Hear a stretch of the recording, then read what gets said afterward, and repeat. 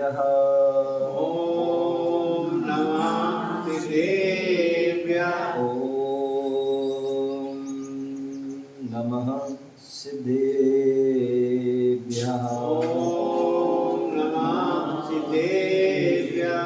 ॐ नमः सिद्धेभ्यः। ॐ नमः सिद्धेभ्यः। तुभ्यं नमस्य भुवनाति हराय नाते। तुभ्यं नमः क्षितितलामलभूषणाय। तुभ्यं नमस्ते जगता परमेश्वराय। तुभ्यं नमो जिनभवदिशोषणाय। गुरु अरहत गुरु सिद्धे गुरुराचार्य पाठिका। गुरु साक्षात् परम साधु तस्मै श्री गुरुवे नमः। तस्मै श्री गुरुवे नमः। तस्मै श्री गुरुवे नमः। बोले अनंतानंद सिद्ध परमेश्वर भगवान की जयकारा। दोनों हाथ ऊपर करके लगाना है, क्योंकि हमारे सभी परमात्मा भगवान कहाँ रहते हैं? सिद्धशिला में। और सिद्धशिला कौन से लोक में है? पूर्ण लोक के अग्रभाग में। और हम सभी को कहाँ जाना है? पूर्ण लोक में, ठीक है ना। तो इसलिए सबके हाथ ऊपर होना चाहिए।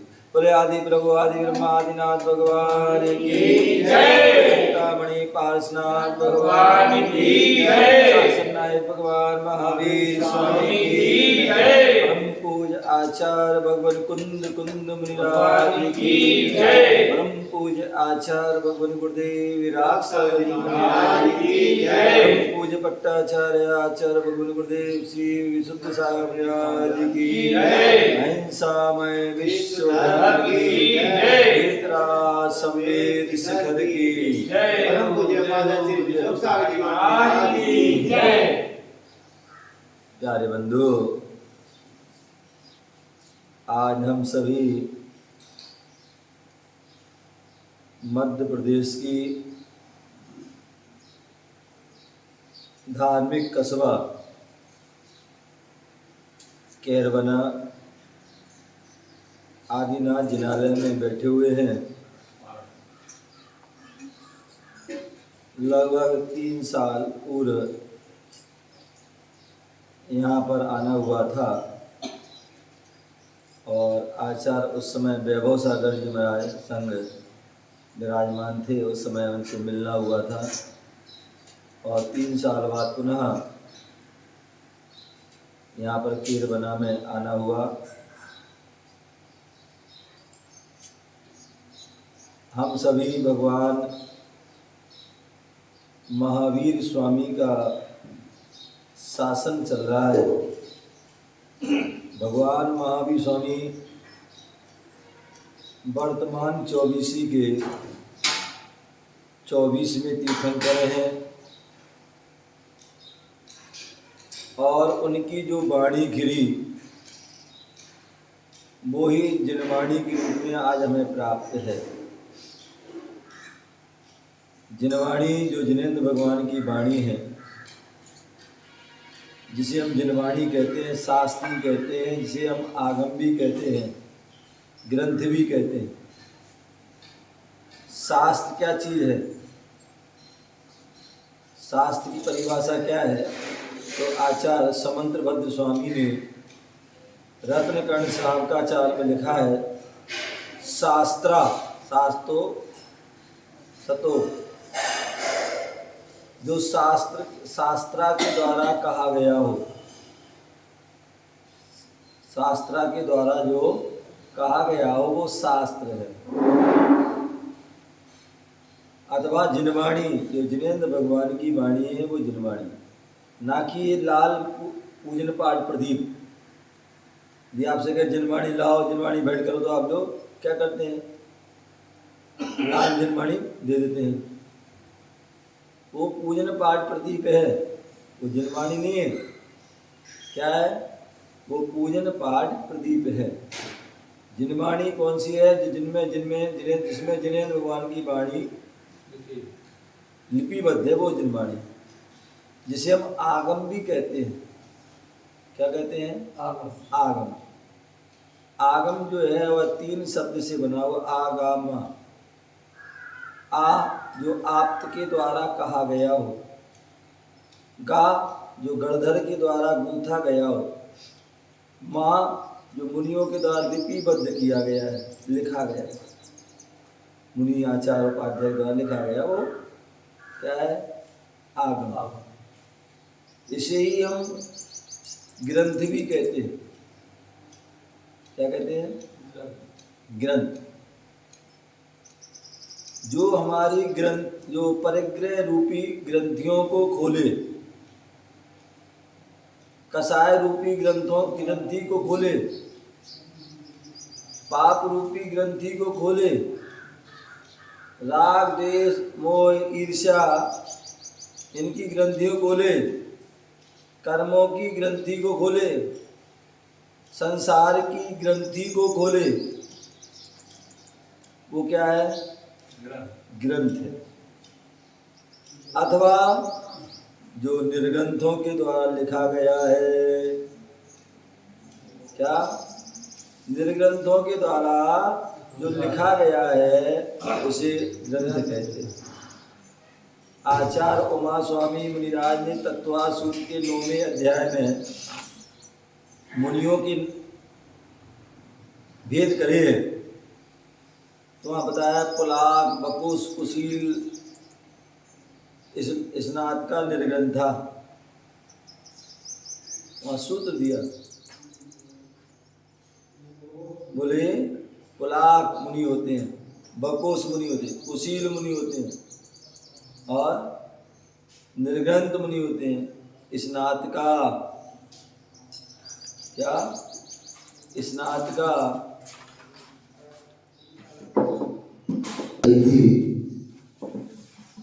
ग्रंथ की, ग्रंथ किसे कहते हैं? तो बोले जो निर्ग्रंथों के द्वारा लिखा गया है वो ग्रंथ है, जिसके माध्यम से हमारे संसार की ग्रंथि खुले, वो निर्ग्रंथ है, वो ग्रंथ है। जिससे पाप की ग्रंथि खुले, वो ग्रंथ है। जिससे राग द्वेष की ग्रंथि खुले, वो ग्रंथ है।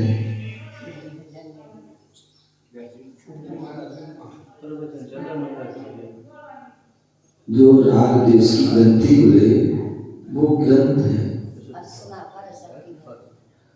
ऐसे उन ग्रंथों के, उन ग्रंथों के पढ़ने से हमारे जीवन में सम्यक ज्ञान की प्राप्ति होती है। वह सम्यक ज्ञान जो 5 प्रकार का हमारे यहाँ कहा गया है, मति ज्ञान, शुद्ध ज्ञान, अवधि ज्ञान, मनः पर्यय और केवल ज्ञान। जो मति ज्ञान मन और इंद्रियों के माध्यम से होता है, वो मति ज्ञान है। और वह उस मति ज्ञान के अवग्रह या अवधारणा आदि जो है उसकी होने की विधि है, और उसके भी अनेक वेद प्रभेद आदि कहे गए। ऐसा वह मति ज्ञान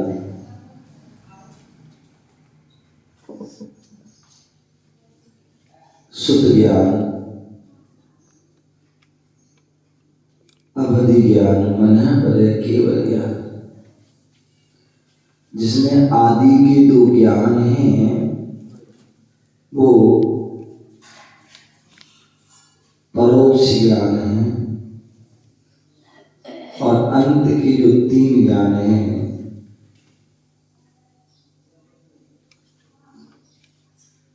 प्रत्यक्ष ज्ञान है, प्रत्यक्ष मंगल ऐसा सूत्र है। अन्य 3 जो ज्ञानों प्रत्यक्ष, और उसमें भी फिर एक देश प्रत्यक्ष अवधि ज्ञान और मन पर्याय ज्ञान एक देश प्रत्यक्ष है, और केवल ज्ञान सकल प्रत्यक्ष है। तो ऐसा जो ग्रंथ के माध्यम से ज्ञान होता है उसे शास्त्र, ग्रंथ, आगम, जिनवाणी कहते हैं। ऐसी वह जिनवाणी जो हमारे प्राचीन आचार्यों के बड़े उपकार किए, आज जितनी भी शास्त्र में मिल रहे हैं वो सब हमारे गुरुओं की कृपा रही, उन कृपा के माध्यम से प्राप्त हुए, जिनमें चाहे वो भूत बलि पुष्पदंत हो, चाहे वो कुंद कुंद हो, वीर सेन हो, पूज्यपाद हो, सामंत भद्र हो, उमा स्वामी आदि अनेक महान आचार्यों ने हमें अपनी लेखनी के माध्यम से अनेक ग्रंथ दिए। अभी कल राघोदय तीर्थ में हम थे, वहां पर पूज्य गुरुदेव ने उन सभी महान आचार्यों को याद करते हुए उन सभी आचार्यों की वहां पर मूर्ति लगाई, लिखा है मूर्ति के बनाने आचार्यों ने क्या किया, तो इस ग्रंथ को लिखा, जिससे हमारी आगे आने वाली पीढ़ी को ज्ञान हो। कितने महान आचार्य, उनमें एक आचार्य कुंद स्वामी हुए, उन्होंने भी हम सभी पर बहुत बड़ा उपकार किया, जिन्होंने अपने ज्ञान से, अपने लेखन से, अपने चिंतन से 84 पाहुड़ लिखे। क्या लिखे? 84 पाहुड़, 84 ग्रंथ लिखे, और 84 ग्रंथों में जो है जिन्हें भगवान की वाणी का उल्लेख किया, सार उसी में एक रेणसार नाम का ग्रंथ है। कौन सा? रेणसार। रेणसार एक अपने आप में अद्भुत ग्रंथ है। जिस रेणसार ग्रंथ में जो भगवान ने जो 2 प्रकार के धर्म का उल्लेख किया, 2 प्रकार के मार्ग का उल्लेख किया, वो ही उन्होंने एक ही ग्रंथों में दोनों का उल्लेख उन्होंने कुंद स्वामी, भगवान महावीर स्वामी ने 2 प्रकार के मार्ग बताए, एक श्रावक मार्ग, एक श्रवण मार्ग। एक श्रावक मार्ग, एक श्रवण मार्ग। श्रावक मार्ग परंपरा से मोक्ष का कारण, और साधु का मार्ग, श्रवण का मार्ग साक्षात मोक्ष का। जैसे मान लीजिए आपको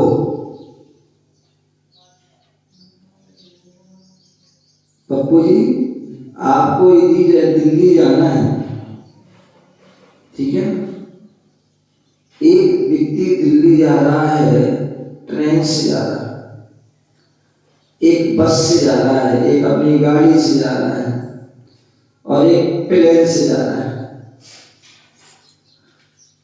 तो जो प्लेन से आएगा वो जल्दी पहुंचेगा कि ट्रेन वाला, बस वाला, गाड़ी वाला जल्दी पहुंचेगा? प्लेन वाला जल्दी पहुंचेगा। क्या होगा? प्लेन वाला जो है जल्दी पहुंचेगा। तो जो मुनि का मार्ग है, समझ लो प्लेन का मार्ग क्या है? मुनि का जो है वो क्या है? ट्रेन का नहीं है, ना वो बस का है, ना ही वो गाड़ी का है, वो प्लेन वाला। प्लेन में बैठोगे 1 घंटे में आप दिल्ली पहुंच जाओ, और ट्रेन में जाओगे तो 10 घंटे लगेंगे, बस में जाओगे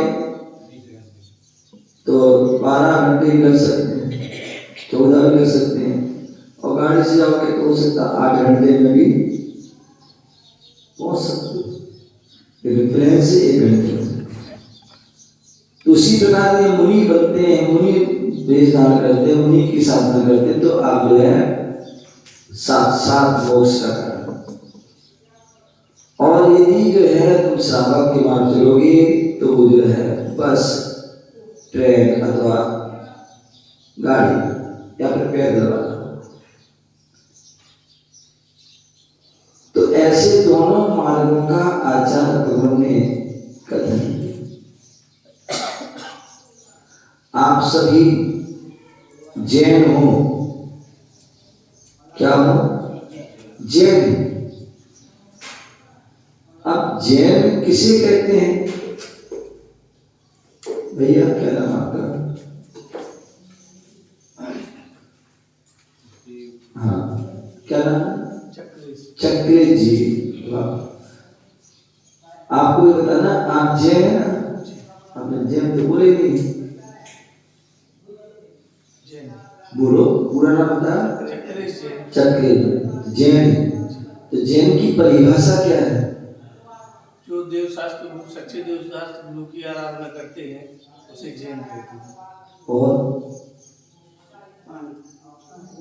वो जो पानी छान के पीना, सतावसत जो कार्य होते हैं सच्चे जैन के। हाँ, सच्चे जैन जी। सच्चे जैन की परिभाषा क्या है? जो देव शास्त्र गुरु को मानता है, पूछता है। हाँ, और दूसरा? और छना पानी। तीसरा? और रात्रि भोजन का त्याग। बहुत बढ़िया। सच्चे जैनी के लक्षण ये हैं कि जो देव दर्शन करता हो, जिन्हें भगवान को मानता हो, देव साधन को मानता हो, और जो पानी छान के पीता है, और रात्रि भोजन का त्याग, ये 3 यदि आप काम करते हो तो आप सच्चे जैनी हो। और यदि आप 3 काम नहीं करते हो तो आप सच्चे जैनी नहीं। ठीक है ना? ये प्रत्येक व्यक्ति को ये परिभाषा सबके अंदर घटित होना चाहिए। जैसे हमारे यहाँ शास्त्र, जैसे हमारे कहा जाता है कि सच्चा जो है भगवान कौन है, तो सच्चे भगवान का लक्षण बताते हुए आचार्य समंत स्वामी ने कहा जो भीतरागी हैं, सर्वज्ञ हैं, हितोपदेशी हैं, ये 3 गुण होना चाहिए मुख्य रूप से, वही सच्चे परमात्मा। और सच्चे गुण 3 गुण नहीं है तो सच्चे परमात्मा नहीं है, चाहे कोई भी हो। उसी प्रकार गुरुओं के लिए सच्चे गुरु कौन है? सच्चे गुरु कौन है? क्योंकि आजकल गुरु तो बहुत हैं, गुरु तो बहुत है, क्या वो सारे गुरु हैं क्या सच्चे? बोले नहीं। सच्चे गुरु कौन है? सच्चे गुरु तो जो विषय आरंभ परिग्रह से रहित हैं। क्या है? विषय आरंभ और परिग्रह से रहते हैं, 3 से रहते और 3 से सहत, 3 से रहत और 3 से सहत। सहत क्या? ज्ञान ध्यान तपोरक्ता। ज्ञान ध्यान तपोरक्ता को सच्चे साधु। यदि ज्ञान ध्यान तप में लीन नहीं है, विषय आरंभ परिग्रह का त्याग नहीं है, तो वो सच्चे साधु। तो ये परिभाषा। उसी प्रकार जैनी की परिभाषा कि जैनी कौन? तो बोले जो देव दर्शन करता है, पानी छान के पीता है, रात्रि भोजन का त्याग करता है, वो ही अंधा। ये हम ये सब कर रहे हैं, हम दर्शन नहीं कर रहे हैं, दर्शन नहीं कर रहे हैं, तो फिर आप जैनी नहीं हो। यस, खड़े हो जाओ भैया। तुम देवी मंदिर आते हो हैं? और रात में खाते हो? नहीं खाते हो? पानी छान के पीते हो? पक्का? स्कूल में, घर में चले जाओ, गाड़ी से बॉटल ले जाते। हाँ, घर के ले जाते हो? कितने में छानते हो? 7:30। बहुत ज्यादा इसकी शाम के कितने बजे जाते हो पानी? 7 बजे। पानी कब पीते हो? 12 बजे। हाँ, तो फिर वो पानी छाना नहीं रहा, क्योंकि हमारे यहाँ छने पानी की मर्यादा कितनी है? 48 मिनट। इसके बाद वो अच्छा हो गया, तो यदि हमें पानी छाना है तो उसको या तो प्रासुत कर लो, गरम कर लो, या तो उबाल लो। उबाल लेते हो तो 24 घंटे की मर्यादा हो जाती है। मीडियम गर्म करते तो 12 घंटे की हो जाएगी, और उसमें सौंफ आदि डाल देते हो, हल्द जो है लौंग डालते हो, कलर चेंज हो जाए, इसमें इस पर रसगंध चेंज हो जाए, तो उसकी 6 घंटे की में तभी वो छना पानी है। तो जब भी पानी लेके जाओ उसको लोग सब डाल दो, लौंग सब डाल दिया, फिर गरम कर, मतलब मीडियम कर, तब वो उससे शुद्ध भी रहेगा। ये कई बार होता ना, आपने यहाँ का पानी पी लिया, वहाँ का पहले पी लिया, इन्फेक्शन कर जाता है। यदि आप गर्म पानी पीते हो, उबला हुआ पानी पीते हो, तो उससे इन्फेक्शन कभी नहीं फैलेगा, और तुम्हारा छने पानी का नियम का पालन भी हो जाएगा, मर्यादा वाले पानी का नियम हो जाएगा। तो इसलिए क्या करना है? इसलिए पानी को छान के केवल, अम्मा तुम लोग भी सब ध्यान देना, माता राम क्या करना है? केवल पानी को छानना ही नहीं है, नहीं तो तुम लोग भी करते, सुबह छान दिए शाम तक पी रहे हो। हाँ, या सुबह भर लिया अगले दिन तक पी रहे हो, तो वो जो है मर्यादा नहीं है। तो उसके लिए मर्यादा वो ये है कि आपने सुबह छान लिया तो उसको गर्म कर लीजिए, उबाल लीजिए, तो 24 घंटे चलेगा, और अन्यथा अगर शाम को अलग करोगे तो उसको मीडियम गर्म कर लीजिए, अन्यथा उतने ही छानो जितना आपको यूज करना है। तो ये उसकी मर्यादा। तो रात जो है देव दर्शन करना है, पानी छान के पीना है, और रात्रि भोजन का त्याग, आपका त्याग है।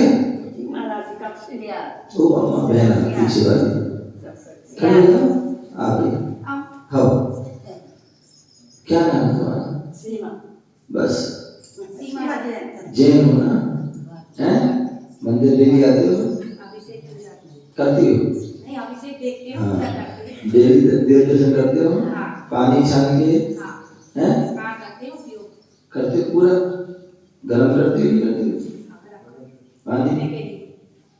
हाँ, तो ध्यान गरम करें। और रात में भोजन, हाँ, तो यदि हम तीनों का पालन करते हो तभी हम सच्चे जैनी हैं।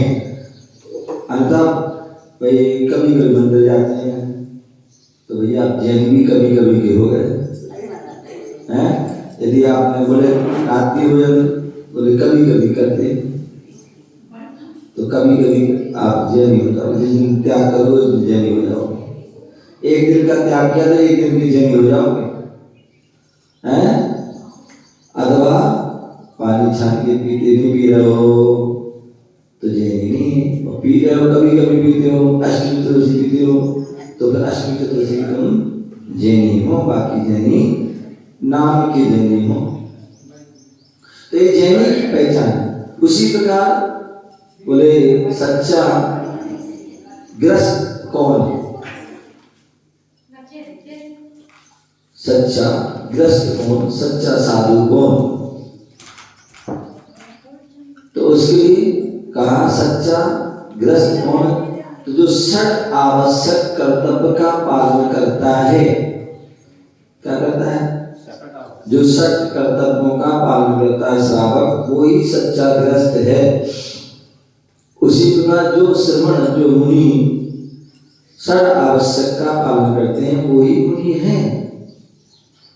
तो श्रावक की भी षट कर्तव्य, देव पूजा, गुरु उपासना, स्वाध्याय, संयम, तप, दान, यदि वो पूरे करते हैं तभी वो गृहस्थ हैं। ऐसा आचार्य पद्मनंदी स्वामी ने पद्मनंदी पंचविंशति का ग्रंथ में लिखा है। क्या लिखा है? पद्मनंदी पंचविंशति ग्रंथ में लिखा है कि जो षट आवश्यक का पालन करता है वो गृहस्थ है। पूरे षट कर्तव्य का पालन करता। सट कर्तव्य का देखा जाए तो बहुत से लोग, अधिकांश लोग नहीं करते। कोई देव दर्शन करता है, कोई पूजा के लिए करता है, बस गुरु उपासना नहीं करता। कोई गुरु उपासना करता है तो पूजा नहीं करता।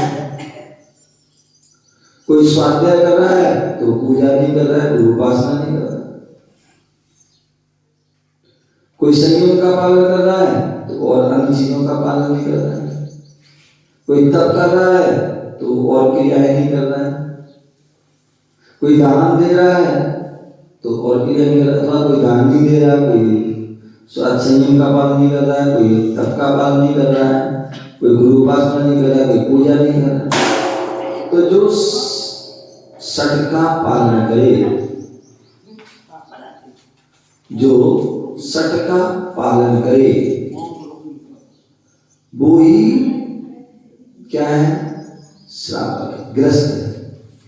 जो सट का पालन नहीं कर रहा है वो ग्रस्त नहीं है। क्या? जो सट का पालन नहीं कर रहा है वो ग्रस्त नहीं है।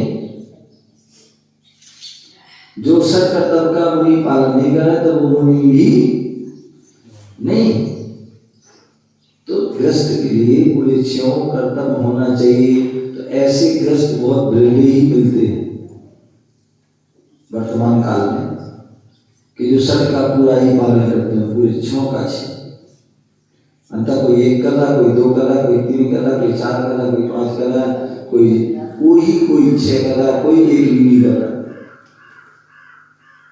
तो जो पूरे सट कर्तव्य का पालन करता है वो ही सच्चा जैनी है, अन्यथा वो सच्चा जैनी नहीं है, सच्चा गृहस्थ नहीं हो। अब श्रावक कौन है? क्या श्रावक कौन है? तो उसके लिए हमारे शास्त्रों में कहा है श्रावक कौन है। जो श्रावक 3 शब्द से बना है। श्रावका, शासे श्रद्धावान, क्या? साचे श्रद्धावान, जिसे देव शास्त्रों पर अटूट श्रद्धा है, वो श्रद्धावान।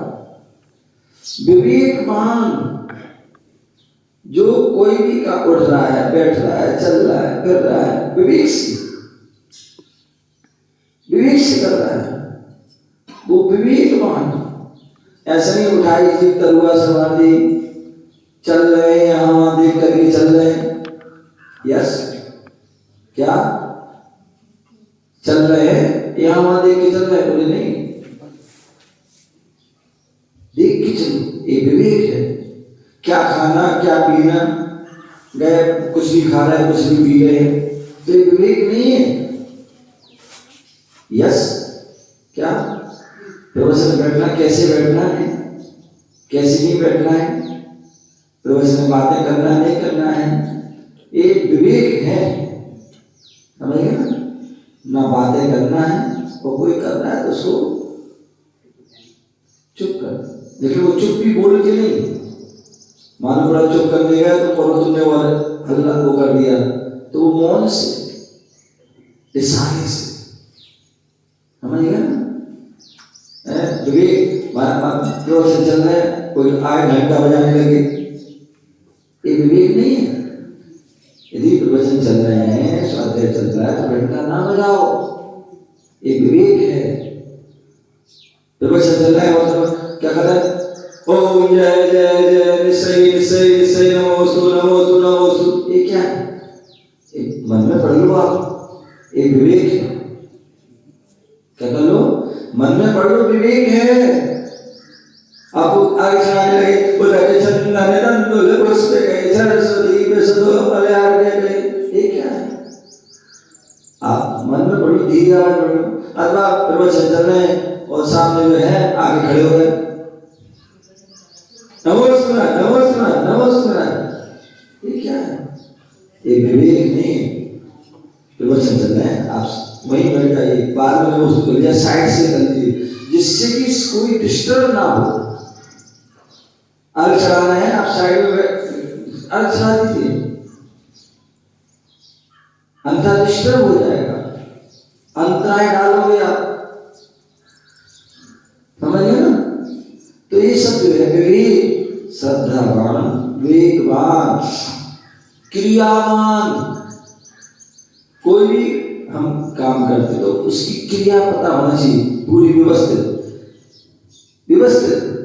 हम मंदिर आ रहे हैं तो मंदिर कैसे आना है हमें ये पता होना चाहिए, हैं? मंदिर आ रहे कैसे आना चाहिए, उसका पूरा ध्यान रखना चाहिए। मंदिर जा रहे उससे पहले स्नान कर ले, हम बिना स्नान करे मंदिर नहीं आना है। क्या स्नान करके ही मंदिर आना है, और केवल स्नान से ही काम नहीं चलना है। स्नान के साथ साथ शुद्ध वस्त्र भी पहनना है, नहीं तो स्नान कर लिया और कपड़े भी पुराने पहन लिए, लेटरिन के बाथरूम के, हैं, या बिस्तरों वाले, बाजार वाले, तो वो नहीं पहनना है। स्नान करना है, शुद्ध वस्त्र पहनना है, धुले हुए। और तीसरे, मंदिर आना है तो खाली हाथ नहीं आना। मंदिर आओ खाली हाथ नहीं आओ, क्योंकि सामान किसी के घर जाते हैं तब भी खाली हाथ नहीं आते। रिश्तेदार आदि जाते हैं तो कुछ ना कुछ मिठाई, फल, फ्रूट आदि लेके जाते हैं। और 3 लोग की नाथ के पास जा रहे हैं, खाली हाथ जाओगे क्या? बोले नहीं, कम से कम जो है चावल, नारियल, गोला, अष्टद्रव आदि लेके जाइए, और वो भी शुद्ध होना चाहिए, अशुद्ध नहीं होना चाहिए। कैसे होना चाहिए? शुद्ध, धुली हुई। आपके घर में व्यवस्था है क्या? शुद्ध होना चाहिए। कैसे होना चाहिए? शुद्ध। यदि आपके घर में कुआं आदि है, बोरिंग आदि है, उससे काशुल पानी से धो लो। नहीं है तो मंदिर में आके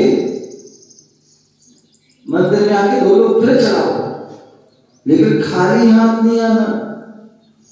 सम्यक कौमुदी ग्रंथ में लिखा है 4 स्थान पर कभी खाली हाथ ना जाए। एक देव भगवान के पास, दूसरे गुरु के पास, तीसरे राजा के पास, चौथे विद्वान के पास, कभी खाली हाथ। अंदर खाली हाथ जाओगे तो खाली हाथ ही आओगे। तो जब भी जाए भगवान गुरु के पास आदि तो द्रव्य लेके जाओ, वो द्रव्य भी धुली, अशुद्ध नहीं, बिना धुली नहीं। जैसे आप चावल आदि खाते हो, कैसे खाते हो? हैं, बीन करके, सोच करके, बना धो करके, फिर बना करके खाते हैं। चावल गेहूं खाते तो भी सोच करके खाते हैं, धो करके खाते हैं, दाल आदि खाते हैं, सब्जी खाते, कोई भी खाते हैं, क्या करते हैं? सोच करके सब करके करते हैं। तो ऐसी ही हमें भगवान को या गुरु को चढ़ाते हैं तो वो भी धुली हुई शुद्ध। अन्यथा रैन सार ग्रंथ में लिखा है कि जो भगवान के लिए, गुरु के लिए, जिनवाणी के लिए अशुद्ध द्रव्य चढ़ाता है, अशुद्ध द्रव्य, तो वो टूटी फूटी चढ़ाता है, तो वो लूला, लंगड़ा, दरिद्री होता है। खाली हाथ आता है तो खाली हाथ ही जाता है। और मुट्ठी भर के आओगे तो झोली भर के लेगा। तो देव शास्त्र गुरु के पास कभी खाली हाथ ना जाएं, शुद्ध द्रव्य लेके जाएं। और तीसरे मंदिर जाते हैं तो क्या करना है? नीचे देख करके जाओ। ऐसा नहीं वहां देख के जा रहे हैं, मालूम पड़ा टेबल रखी है, टेबल में इलाक मारते जा रहे हैं, पैर मारते जा रहे हैं, ठोकर मारते जा रहा है, कोई सामग्री रखी, कोई कुछ भी रखी है, चीज जंतु है, अशुद्ध वस्तु है, तो नहीं, नीचे देख के जाइए। हो सके आपका घर पास में है, नंगे पैर जाइए। हो सके आपका घर पास में है तो पैदल जाइए। ये क्या है? क्रिया है, विधि है। भगवान के दर्शन करना है तो वही प्रवेश करते समय कैसे करना है ये पता होना चाहिए। कि भाई जूते चप्पल यदि पहन के आए तो साइड बता दो, कोई चमड़े के बेल्ट पर रखना है तो उसे उतार दीजिए, मोजे आदि पहन के आए तो उसे उतार दीजिए। मंदिर में मोजे पहन के नहीं आया करें, गुरुओं के पास सभी मोजे पहन के नहीं आओ, और आए हो तो पहले उतार दीजिए, फिर हाथ धो लीजिए, पैर धो लीजिए, और कुछ खाया पिया हो तो कुल्ला भी एक विधि है। पूजा करना तो उसकी विधि है कि भैया आपसे पाठ पढ़ो, पूजन करो, जो है अपने जो है पूरी स्थापना, संधि गण आदि पूजा, जयमाला, विसर्जन, शांति पाठ आदि ये सब विधि है।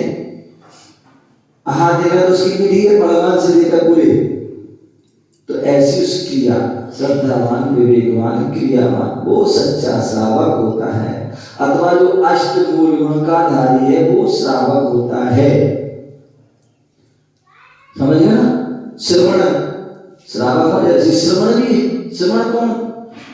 श्रवण वाले मुनि जो श्रम करते हैं, मोक्ष मार्ग पर चल रहे हैं, श्रम कर रहे हैं, कर्मों को क्षय करने के लिए श्रम कर रहे हैं, वो श्रवण है। तो ऐसे श्रवण और श्रावक का वर्णन जो करने वाला ग्रंथ है वो रहनसार। ऐसे उस रहनसार ग्रंथ में ही कहा है श्रावक कौन, मुनि कौन? तो बोले जो श्रावक वो है जो क्या करता है, दानम पूजन मुखम श्रावक, धम्मो जो दान दे रहा है, पूजा कर रहा है, वो श्रावक है। साधु कौन?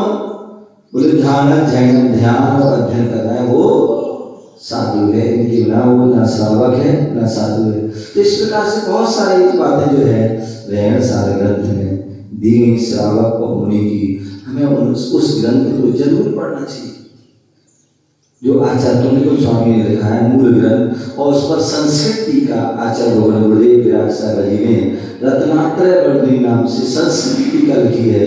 तो उसको हमें पढ़ करके अपने जीवन में श्रावक धर्म के बारे में जानना चाहिए और जान करके उसको हमें अपने जीवन में अपने आचरण में उतारना चाहिए, तभी हम सच्चे श्रावक हैं। उसी प्रकार मुनिराज को भी ये रहनसार ग्रंथ पढ़ना चाहिए और पढ़ करके उसके मुनिचर्या के बारे में जानना चाहिए और जान करके अपने आचरण में अपने चारित्र में उसको उतारना चाहिए, तभी वो सच्चे मुनि हैं, तभी वो सच्चे श्रावक हैं, ऐसा हमें जानना चाहिए। वैसे जान करके अपने जीवन को श्रेष्ठ बनाना चाहिए, इसी भावना से जय बोलो आदिनाथ भगवान की।